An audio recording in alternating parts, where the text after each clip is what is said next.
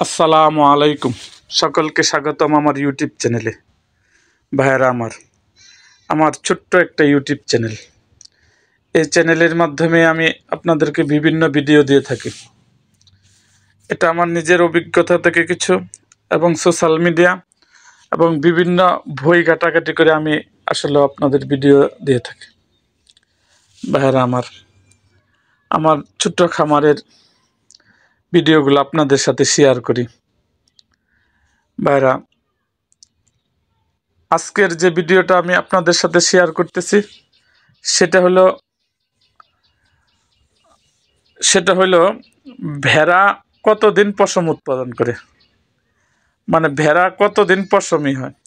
ভাইরা, বয়স বাড়ার সাথে সাথে মানুষের চুল যেমন পাতলা হতে শুরু করে এবং ভঙ্গুর হতে শুরু করে, ভেড়ার পশমের ক্ষেত্রে তেমনটি ঘটে, যা তাদের কম লাভজনক করে তোলে।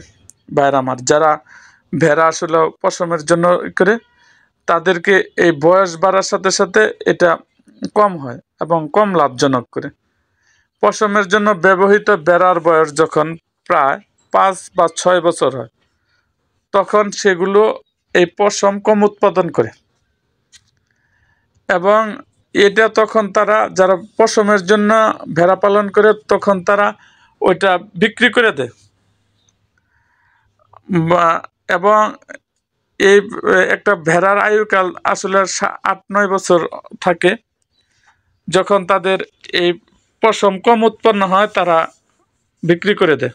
ভাই, আপনারও যদি লাভ না হয়, আসলে তারা তো মূলত যারা পশমের জন্য ভেড়া পালন করে, তারা পশম উৎপাদন না হলে তারা ভেড়া রাখবে না, তখন তারা কি ওই সমস্ত চাষিরা ভেড়াটা বিক্রি করে দেয়।